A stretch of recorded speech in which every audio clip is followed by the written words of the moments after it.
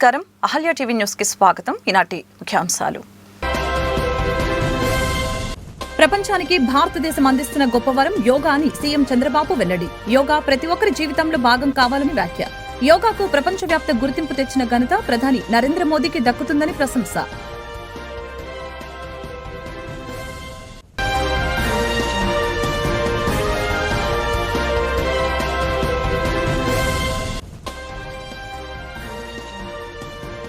ఏపీకి 5 కుంకి ఏనుగుల్ని అందించిన కర్ణాటక ప్రభుత్వం. కుంకి ఏనుగుల్ని స్వీకరించిన డిప్యూటీ సీఎం పవన్ కళ్యాణ్. కుంకి ఏనుగుల్ని తానే జాగ్రత్తగా చూసుకుంటానని పవన్ కళ్యాణ్ వ్యాఖ్య.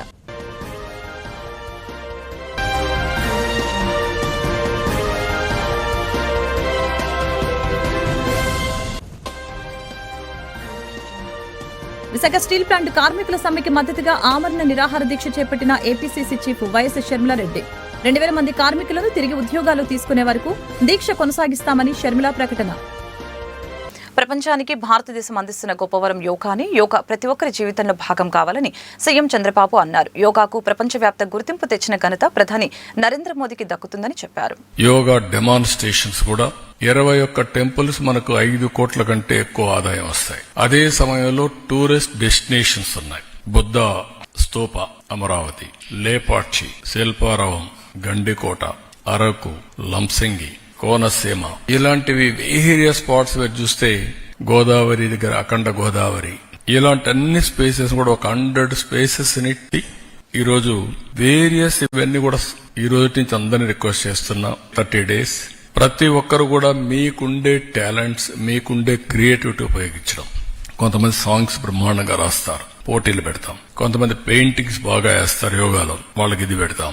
ఎస్సే రైటింగ్, హ్యాష్ ట్యాగ్స్ తయారు చేయడం, మీలాంటి వాళ్ళు ఆర్టికల్స్, మంచి ఆర్టికల్స్ మీ పేపర్లో రాయడం, మీ పర్సనల్ బెనిఫిట్స్, మీ పర్సనల్ ఎక్స్పీరియన్సెస్, టెస్టిమోనియల్స్ ఇవ్వడం. అదే సమయంలో electronic media everyday 1 hour or 2-3 times యోగాని ప్రమోట్ చేయడం.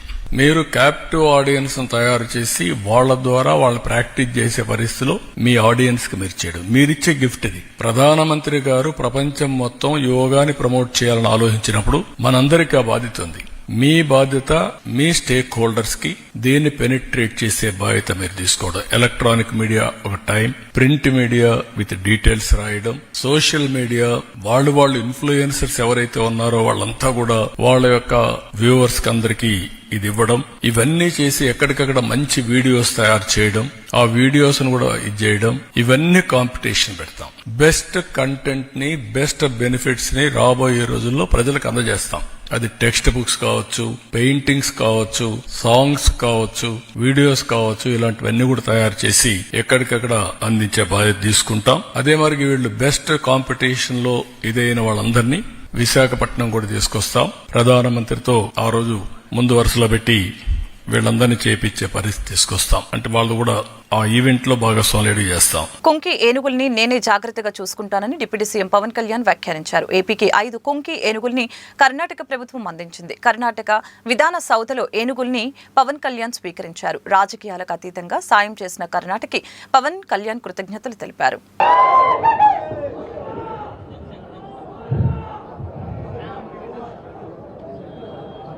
जय भारत जननी तनु जाते, जय हे कर्नाटक माते, जय सुंदर नदी वनगल नाडे, जय हे रस ऋषिगल बिडे.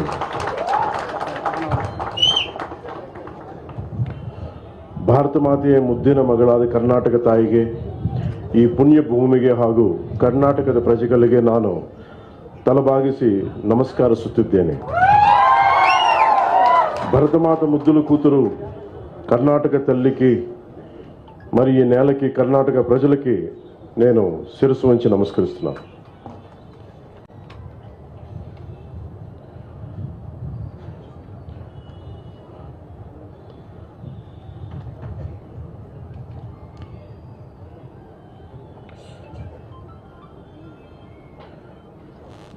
ನನ್ನ ಸಂದೇಶವನ್ನು ಪ್ರಾರಂಭಿಸುವ ಮೊದಲು ಕರ್ನಾಟಕದ ರಾಷ್ಟ್ರಕವಿ ಶ್ರೀ ಕುಪ್ಪಿಳ್ಳಿ ವೆಂಕಟ ಪುಟ್ಟಪ್ಪ ಕಾವ್ಯನಾಮ ಕುವೆಂಪು ಅವರ ಅಮೃತವಾಣಿ ಕವನದಿಂದ ಪ್ರಾರಂಭಿಸುವುದು ನನಗೆ ಅಪಾರ ಸಂತೋಷವನ್ನುಂಟು ಮಾಡುತ್ತದೆ. Before starting my message, I am pleased to start with the poem of Karnataka Rashtrakavi Sri Kuppalli Venkata Puttappa, popularly known as Penne with Kuvempu.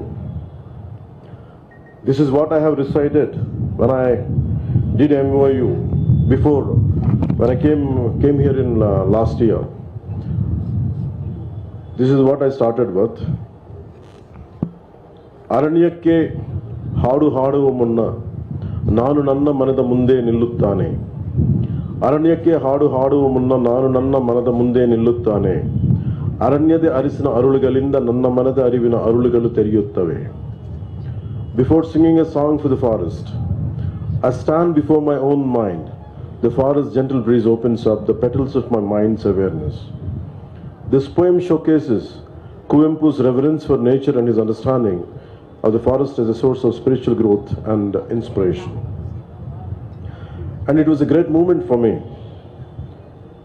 When I came here last year on August 8th, 2024, at the historic Vidhan Saudha, a vision was born, a bold and a sincere resolve between Karnataka and Andhra Pradesh. When I came here, I sought the blessings of Honorable Chief Minister Sri Siddaramaiah ji. I went and met him with what purpose I came, and he guided us, and today, with his blessings and with his guidance, I am right in front of you today. So for such an honorable man, for such an honorable Chief Minister, Karnatakada Sanmanya Mukhyamantri Sri Siddaramaiah avarige ಹೃದಯಪೂರ್ವಕ ನಮಸ್ಕಾರಗಳು. ಕರ್ನಾಟಕದ ಸನ್ಮಾನ್ಯ ಉಪಮುಖ್ಯಮಂತ್ರಿಗಳಾದ ಶ್ರೀ ಡಿ.ಕೆ. ಸುಮಾರ್ ಅವರಿಗೆ ಹೃದಯಪೂರ್ವಕ ನಮಸ್ಕಾರಗಳು. Only one thing I would like to, lines I would like to say about Honorable Chief CM Sri Siddaramaiah ji, a leader whose vision harmonizes equity, ecology and development. When I met him, he is a man of few words. Visakha steel plant కార్మికుల సమ్మెకు మద్దతుగా APCC chief YS Sharmila Reddy ఆమరణ నిరాహార దీక్ష చేపట్టారు. 2,000 మంది కార్మికులను తిరిగి ఉద్యోగాలు తీసుకునే వరకు దీక్ష కొనసాగిస్తామని షర్మిల ప్రకటించారు.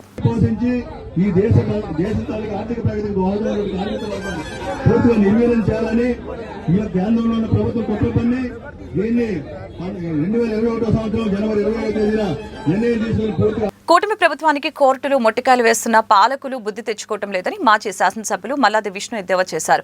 మాజీ శాసనసభ్యుడు సింహాద్రి రమేష్ బాబు స్వగృహంలో బుధవారం ఆయన విలేకరులతో మాట్లాడారు.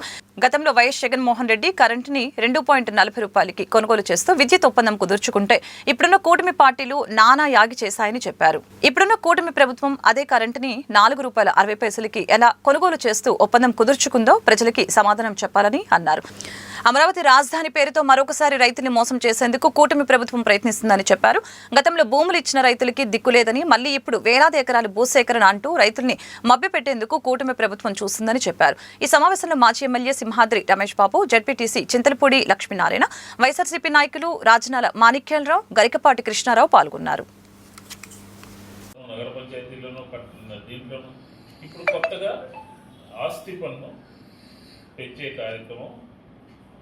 ఆంధ్రప్రదేశ్లో పంచాయతీల్లో, మున్సిపాలిటీల్లో, కార్పొరేషన్లో ఆస్తి పన్ను పెంచాలని చెప్పిన ప్రయత్నం చేస్తాం.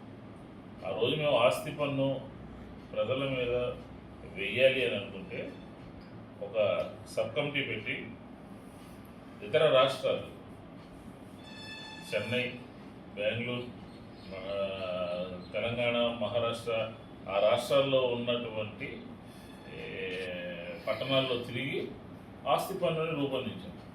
ఇప్పుడు ఏమీ లేకుండా అసెస్మెంట్కి తగ్గట్టుగా ఆస్తి పన్ను పెంచాలి అని చెప్పని సిడిఎంఏ నిన్న డైరెక్షన్ ఇచ్చినట్టుగా మనం పత్రికలో చూస్తాము. ఆస్తి పన్ను పెంచడం అనేది పౌరుల నుంచి పన్నులు వసూలు చేసుకోవడానికి మాత్రమే తప్ప సౌకర్యాలు కల్పించడంలో నగరపాలక సంస్థలు, కార్పొరేషన్లు, పంచాయతీలు పూర్తిగా విఫలం చెందుతున్నాయి. ప్రజలకు కావాల్సిన మౌలిక సదుపాయాలు, మంచినీరు సరిగా అందించలేకపోతున్నారు, తాగునీరు, సురక్షితమైనటువంటి తాగునీరు అందించలేకపోతున్నారు. శానిటేషన్ చాలా దరిద్రంగా ఉంది పట్టణాల్లో, పల్లెల్లో, నగర పంచాయతీల్లో. శానిటేషన్ మొన్న ఈ మధ్య సాక్షాత్తు ముఖ్యమంత్రి గారు పోయారు. కర్నూలు వెళ్ళినా లేకపోతే మార్కాపురం వెళ్ళినా ప్రజలు అడుగుతున్నారు, చెత్త ఊరంతా చెత్త ఉందని నేను చెప్పాను.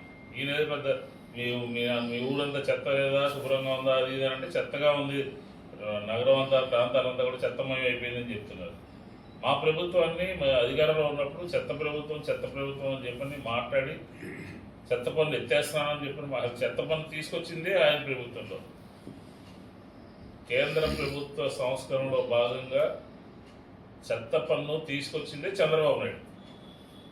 దాన్ని కొన్ని కార్యక్రమాలకి లింక్ పెట్టిన తర్వాత జగన్మోహన్ రెడ్డి గారు నగరాల్లో ఒక చెత్త సంబంధించినటువంటి దాన్ని door to door garbage collection అని, వెహికల్స్ రావడం కానీ, లేకపోతే ఉన్నటువంటి చెత్తని తరలించడం కానీ ఇదంతా చేస్తే ఏదో గొప్పగా చెత్త పనులు తీసేస్తున్నామని చెప్పని నగరాలు పట్టణాలు అన్నీ కూడా చెత్త నగరాలుగా తయారు చేశారు.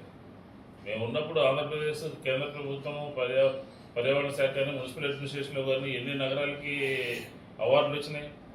ఈరోజు ఏం జరుగుతుంది? వర్షాకాలం వస్తూ ఉంది, ముందస్తు చర్యలు ఏమైనా తీసుకున్నారా? శానిటేషన్ మీద ఏదైనా తీసుకున్నటువంటి దాఖలాలు ఉన్నాయా? కాబట్టి ఆస్తి పన్ను పెంచాలని, లేకపోతే వాటర్ ట్యాక్స్ పెంచాలని, లేకపోతే కరెంటు ఛార్జీలు పెంచారు, అన్ని రిజిస్ట్రేషన్ అన్ని బాధుడు ఈ ప్రభుత్వం యొక్క సిద్ధాంతం. బాబు గ్యారంటీ, భవిష్యత్తు షూరిటీ బాబు గ్యారంటీ కాదు, బాధుడే ఈ ప్రభుత్వం యొక్క విధానం. ప్రతిపాడు నియోజకవర్గం స్వర్ణభారతి నగర్లో ఉచిత వైద్య శిబిరం మరియు ఉచిత మందుల పంపిణీ. డాక్టర్ సనికెల రాజకుమారి గారు మాట్లాడుతూ ఉచిత వైద్య శిబిరాన్ని పేద ప్రజలు వినియోగించుకోవాల్సిందిగా కోరారు. ఈ మెడికల్ క్యాంపులో సుమారుగా 250 మందికి మందులు పంపిణీ చేశారు. ఈ క్యాంపులో డాక్టర్ రాజకుమారి గారు మాట్లాడుతూ గర్భిణీ స్త్రీలు ఎండాకాలంలో తీసుకోవాల్సిన జాగ్రత్తలు, తల్లి బిడ్డ క్షేమంగా ఉండి సులువు ప్రసవం అయ్యే మార్గాల గురించి, వ్యాయామం గురించి మరియు తీసుకోవాల్సిన ఆహార జాగ్రత్తలు, తల్లి తీసుకోవాల్సిన వ్యాక్సినేషన్ గురించి అవగాహన కల్పించారు. కార్యక్రమంలో పాల్గొన్న డాక్టర్స్ సనికెల రాజకుమారి గారు, డాక్టర్ శిరీష గారు, డాక్టర్ హేమ గారు మరియు అహల్య హాస్పిటల్ స్టాఫ్ మరియు 56వ వార్డు కార్పొరేటర్ పద్మజ గారు కార్యక్రమంలో పాల్గొన్నారు. ఇది స్వర్ణభారతి నగర్ ఎన్నో అందరూ ఇక్కడ 11వ లేనేనా మీ అందరూ? 8వ లేన్ కూడా. నా పేరు డాక్టర్ రాజకుమారి, మేడం పేరు doctor Sirisha, doctor Hema, Ahalya nursing home, Ahalya trust ద్వారా ఇక్కడికి వచ్చాం. ముఖ్యంగా ఇవాళ ఈ ఆరోగ్య శిబిరం పెట్టడం కారణం మీ ఆరోగ్యం పరీక్షించడానికి, అలాగే ఆరోగ్యంగా ఉండాలి, ఎలా ఉండాలి అని చెప్పడానికి నిర్వహించాం. ఇక్కడ మనందరికీ తెలుసు, పెద్దలు చెప్పారు ఆరోగ్యంగా ఉంటే అది మహాభాగ్యం అని. అందరికీ తెలుసు కదా. మరి అందరు ఆరోగ్యంగా ఉన్నారా? ఇప్పుడు ముఖ్యంగా చాలా చోట్ల చాలా మందిలో కనపడే ఈ అనారోగ్యం ఎక్కువగా కనపడేది బీపీ, షుగర్, గుండె జబ్బులు, చిన్న వయసులోనే గుండె జబ్బులు రావటం, ఉబ్బసం, చాలా మందికి ఆయాసం. ఇప్పుడు ఇంకా ఎక్కువ కనపడేది కాలు నొప్పులు, కీళ్ళ నొప్పులు, కాలు వాపులు, కిడ్నీ ప్రాబ్లమ్స్ అని. ఇంకా ఆడవాళ్ళు చూస్తే నెలసర్లు ఇబ్బంది, పిల్లలు పుట్టకపోవటం, ఇట్లాంటి చాలా కారణాలు చూస్తున్నాం. మీరు ఆరోగ్యంగా ఉంటేనే మీ కుటుంబం ఆరోగ్యంగా ఉంటుంది, అంతే కదా. ఇప్పుడు ఒకళ్ళైనా ఇంట్లో ఆరోగ్యంగా లేరు అంటే బోల్డన్ని ఖర్చులు, వాళ్ళ మీద ధ్యాస చూపించాలి. కుటుంబం ఎట్లాగైనా వాళ్ళ మీద ఆలోచించేటప్పటికి పిల్లలు సరిగ్గా ఉండట్లా, పిల్లలు సరిగ్గా చదువుకోలేకపోతున్నారు. సో అందుకని ఆరోగ్యంగా ఉండాలి. సో ముఖ్యంగా ఆరోగ్యంగా ఉండాలి అంటే ఒక 6 విషయాలు చెప్పాలని మీకు అనుకున్నా. ఒకటి, ఆరోగ్యంగా తినాలి. అందరికీ తెలిసిందే, కానీ మనం ఎంతవరకు పాటిస్తున్నాం అనేది చూసుకోవాలి. ఎస్పెషలీ ఇంట్లో తల్లులు వాళ్ళ పిల్లల మీద, వాళ్ళ భర్తల మీద శ్రద్ధ చూపించాలి. వాళ్ళు తినే కూరగాయలు, కాయలు, ఇంట్లో వండిన ఫుడ్డే తినాలి అని ముందు వాళ్ళకి చెప్పాలి. ఎక్కువగా బీపీ, షుగర్ ఉండేవాళ్ళు ఇంట్లో నూనెలో మునిగే ఏమీ తినకూడదు, నూనె చాలా తగ్గించుకుని వాడాలి. అలాగే ఉప్పు కూడా చాలా కారణం, అది విషం లాగా అనమాట. కరెక్ట్గా వేస్తే పర్వాలేదు, ఎక్కువ వేస్తే అది విషం. పంచదార అది కూడా అంతే, తక్కువ వాడాలి. మన చంద్రబాబు నాయుడు గారు అదే చెప్తున్నారు, ఉప్పు, పంచదార, నూనె చాలా తగ్గించుకుని వాడాలి అని. అది మొదటి సూత్రం. రెండోది, వ్యాయామం చేయటం. చాలా మంది ఇంట్లో ఆడవాళ్ళు పనికి వెళ్తున్నారు, కానీ అయినా సరే వాళ్ళ కోసం కొంచెం టైం అయినా కేటాయించి ఇంటి ముందు కొంచెం సేపు అయినా నడవటం, అందరు కలిసి కూర్చుని నవ్వుతూ మాట్లాడటం, అది అలవాటు చేసుకోవాలి. మూడోది, ఎంత ఆరోగ్యంగా ఉన్నా సరే సంవత్సరానికి ఒకసారైనా అన్ని ఆరోగ్య పరీక్షలు చేయించుకోవాలి. నాలుగోది, మీకు బీపీ, షుగర్ ఉంది, నాకు బాగానే ఉంది అని మీ ఆరోగ్యాన్ని నిర్లక్ష్యం చేయకూడదు. మీరు ఖచ్చితంగా 3 నెలలకు ఒకసారి మీ ఆరోగ్య పరీక్షలు, బీపీ కానీ, షుగర్ కానీ, థైరాయిడ్ కానీ ఏది ఉన్నా సరే అది పరీక్షించుకోవాలి. అలాగే ఆడవాళ్ళు ముఖ్యంగా నెలసరి సరిగా రాకపోయినా, నెలకి సరిగా రాకపోయినా అవి ఖచ్చితంగా మీరు పట్టించుకోవాలి. ఎందుకంటే మీరు ఆరోగ్యంగా ఉంటేనే మీ కుటుంబం ఆరోగ్యంగా ఉంటుంది. భారతదేశాన్ని అభివృద్ధి చేసిన ఏకైక కుటుంబం ఇందిరాగాంధీ కుటుంబమేనని జిల్లా కాంగ్రెస్ అధ్యక్షులు చిలక విజయ్ కుమార్ పేర్కొన్నారు. గుంటూరులోని కాంగ్రెస్ కార్యాలయంలో రాజీవ్ గాంధీ వర్ధంతిని బుధవారం నిర్వహించారు. కార్యక్రమంలో విజయ్ కుమార్ తో పాటు పార్టీ నేతలు బిల్లా సునీల్ కుమార్, కూచిపూడి విజయ, ఉషారాణి తదితరులు పాల్గొని రాజీవ్ గాంధీ చిత్రపటానికి పూలమాలలు వేసి నివాళులు అర్పించారు. విధి ఎంత విచిత్రమైందో, మీ దగ్గరున్న అంగబలంతో, అర్ధబలంతో ప్రభుత్వ రంగ సంస్థల్ని మీ చేతిలో పెట్టుకొని ఈ దేశంలో ఎంతైతే విషం చిమ్మారో, రాహుల్ గాంధీ, రాజీవ్ గాంధీ గారి కుటుంబాల మీద ఎంత విద్వేషాన్ని చిమ్ముతున్నారో అది తిరిగి ఎలా మీ దగ్గరికే మళ్ళీ ఎలా చేరిందో గమనించారా? ఈ మధ్య చూసుకుంటా ఉంటే ప్రతి ఒక్క పౌరుడు,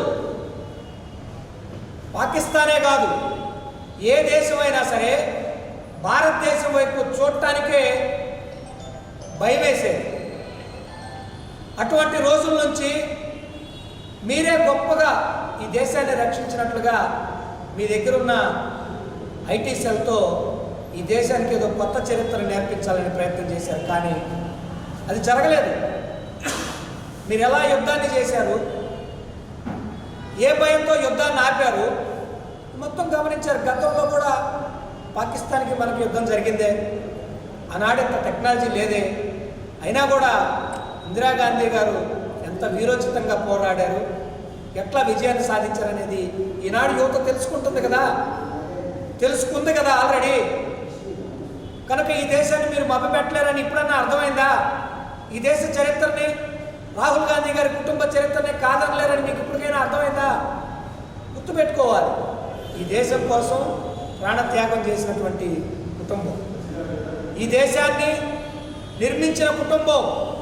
స్వాతంత్రం వచ్చే నాటికి ఈ భారతదేశం పరిస్థితి ఏంటి?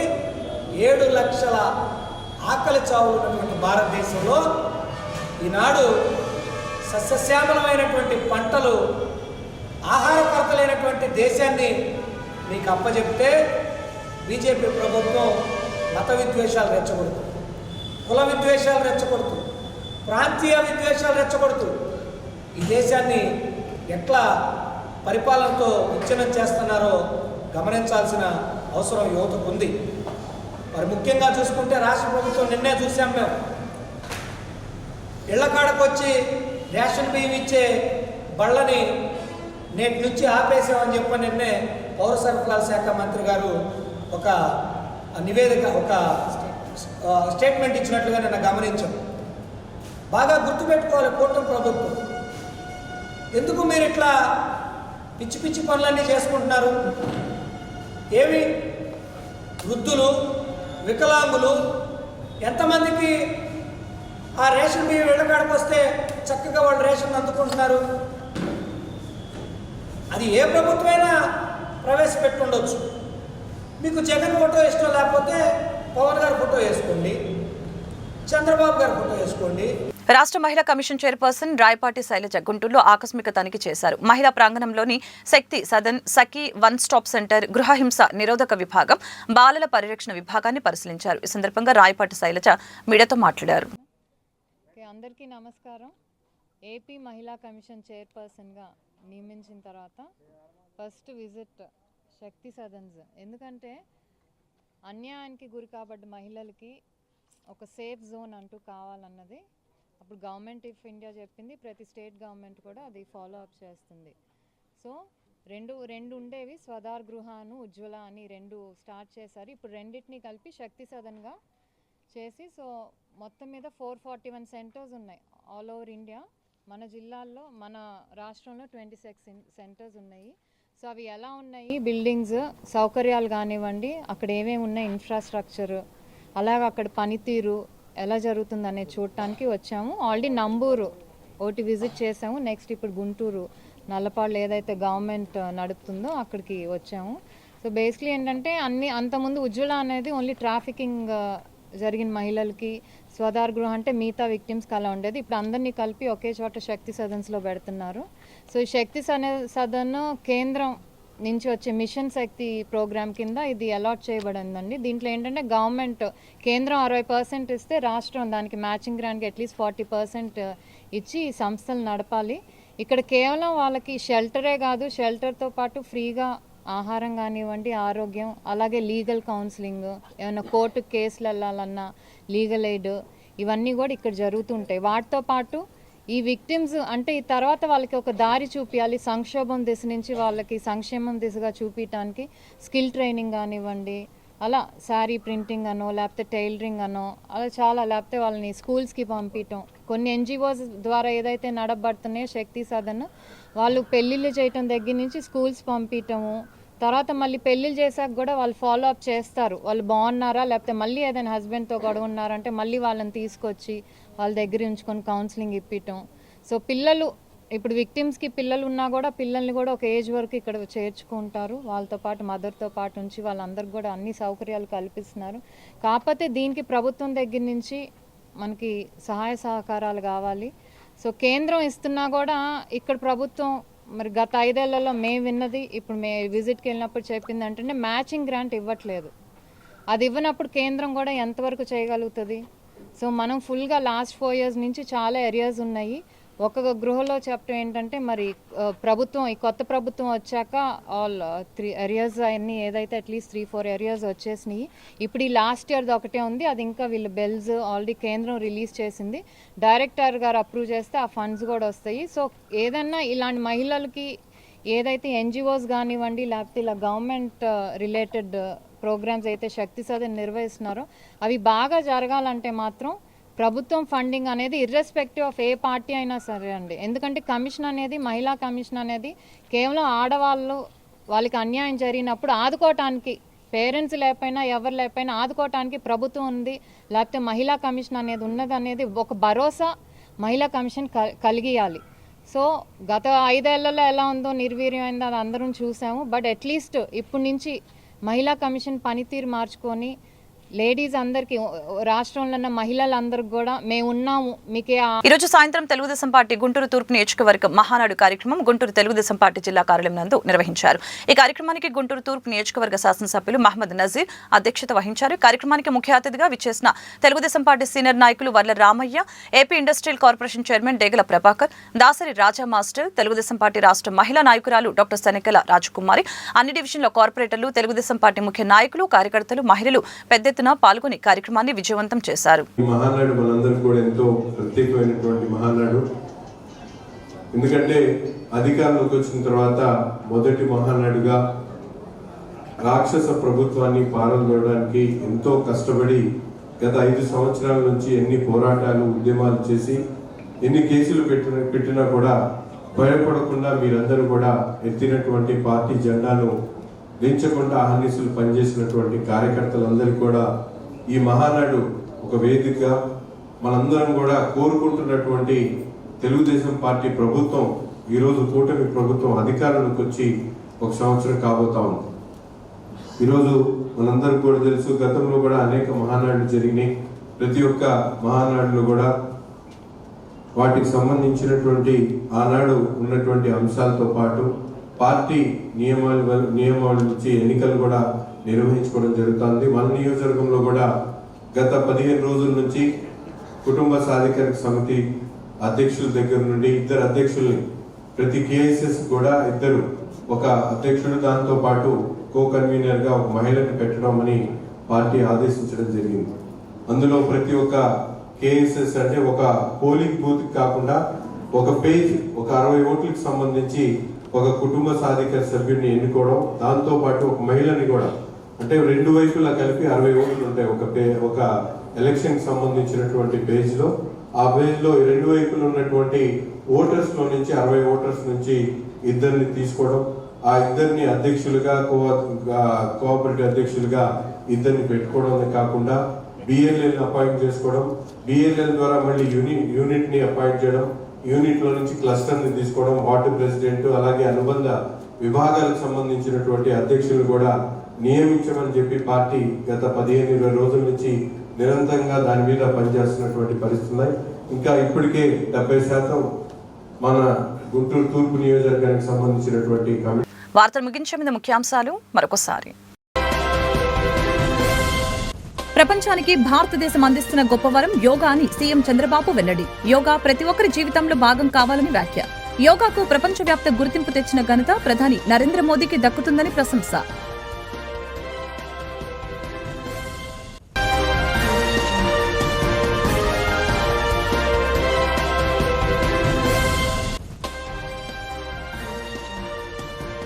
ఏపీకి 5 కుంకి ఏనుగుల్ని అందించిన కర్ణాటక ప్రభుత్వం. కుంకి ఏనుగుల్ని స్వీకరించిన డిప్యూటీ సీఎం పవన్ కళ్యాణ్. కుంకి ఏనుగుల్ని తానే జాగ్రత్తగా చూసుకుంటానని పవన్ కళ్యాణ్ వ్యాఖ్య.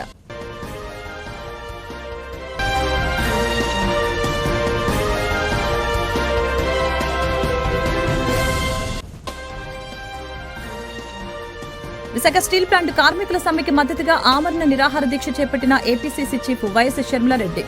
2000 మంది కార్మికులను తిరిగి ఉద్యోగాలు తీసుకునే వరకు దీక్ష కొనసాగిస్తామని షర్మిల ప్రకటన. ఈ వార్తలు ఇంతటితో సమాప్తం. మరొక బులెటిన్లో మళ్ళీ కలుద్దాం. నమస్కారం.